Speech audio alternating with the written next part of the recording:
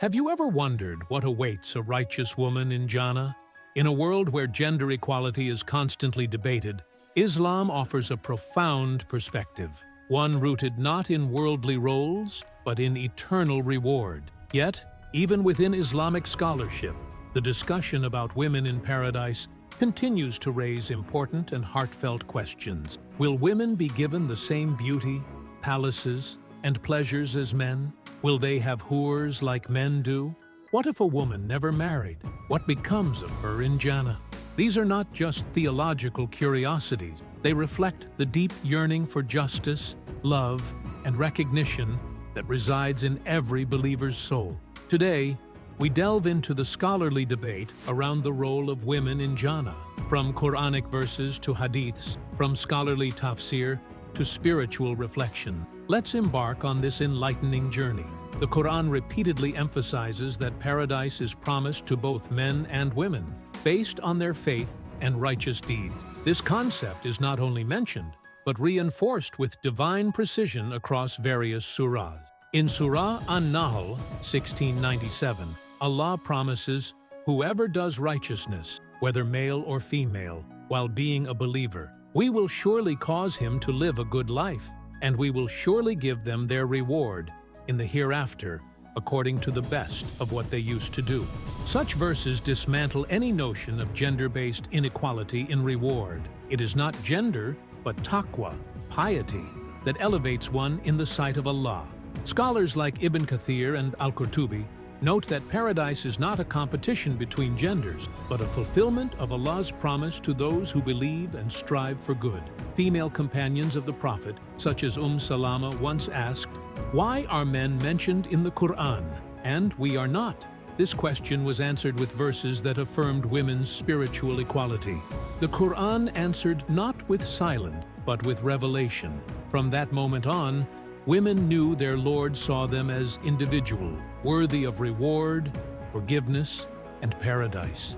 One of the most emotionally significant concerns for women is about relationships in the afterlife. If a woman's husband was unjust, or if she never married, or had more than one spouse throughout her life, who will be her companion in Jannah? Scholars from classical to contemporary times have addressed this. Ibn al-Qayyim, in his works on paradise, stated that a believing woman who enters Jannah will be united with the most righteous of her spouses, whether in this world or a righteous man specifically created for her in the hereafter. She will not be left without companionship, for the emotional completeness of paradise leaves no soul longing. The Prophet assured that believing women who never married in the dunya will be married in Jannah to a man of their liking, or to someone Allah deems best.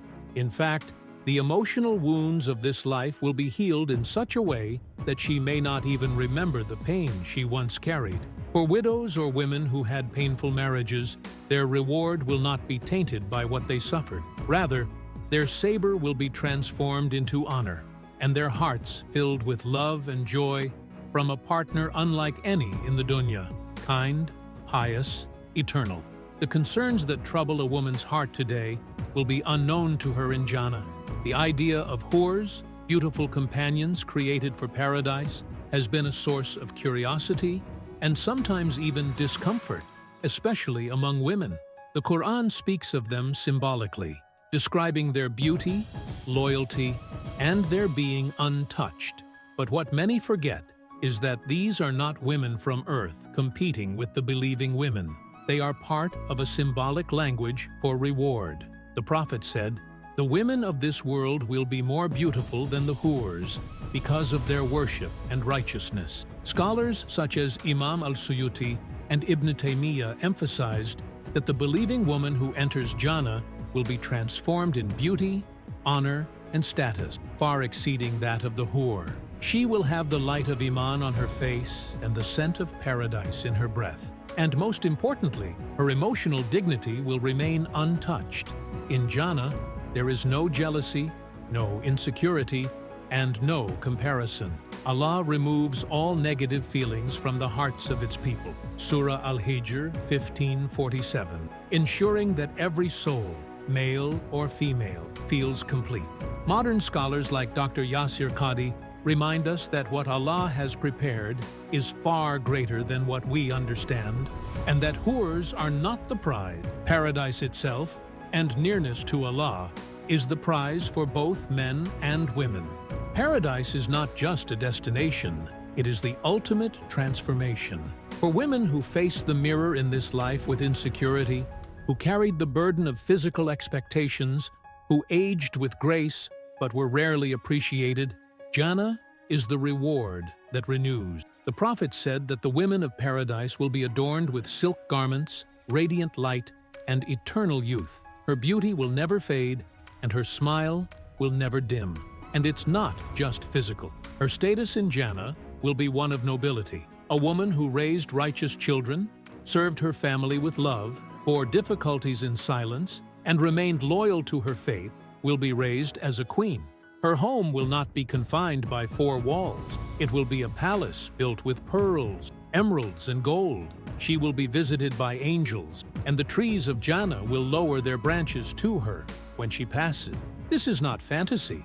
It is Allah's promise. Unlike the temporary validation of the world, Jannah offers eternal beauty and eternal honor to the believing woman. In this life, a woman often struggles between societal expectations and personal identity. Whether she is judged for not marrying, for having a career, or for choosing a life of quiet worship, she is rarely allowed to define her own worth. But in Jannah, she is finally free.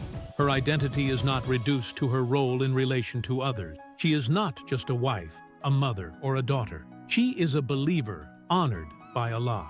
Her desires are fulfilled not because she asked loudly, but because Allah knew her quietly whispered prayers. She is no longer exhausted, worried, or anxious. She can sit under the shade of trees that grant her fruits without labor. She can walk through gardens where peace is the only language.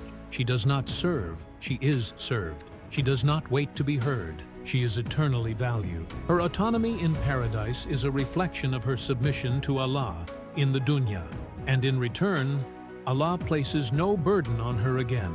The richness of Islamic scholarship lies in its depth and diversity. While classical scholars based their understanding of women's roles in Jannah on Qur'an and Hadith, they were also products of their time. As the world changes, Muslim scholars have continued to reinterpret these timeless truths for today's reality. Female scholars like Dr. Ingrid Mattson and thinkers like Ustada Yasmin Mogahed emphasize that Islam does not marginalize women. It empowers them through divine truth. Their argument is that the language of reward in the Qur'an, though sometimes directed at men in grammatical form, is always spiritually inclusive. Allah's justice is not male-centric, it is all-encompassing.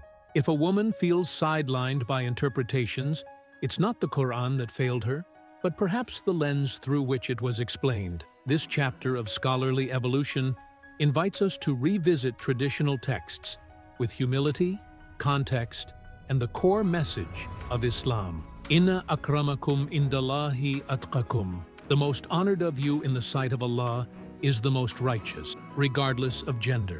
Dear viewers, the role of women in Jannah is not a secondary afterthought. It is a divine promise. The scholarly debate enriches our understanding, but the Qur'an and Sunnah are clear. Every righteous woman has a place of glory waiting for her. If this video opened your heart or answered a long-held question, don't keep this knowledge to yourself. Share it with your sisters, mothers, and daughters. Let's bring clarity, not confusion. Subscribe to our channel for more Islamic insights and comment below. May Allah make us among the people of Jannah. Ameen.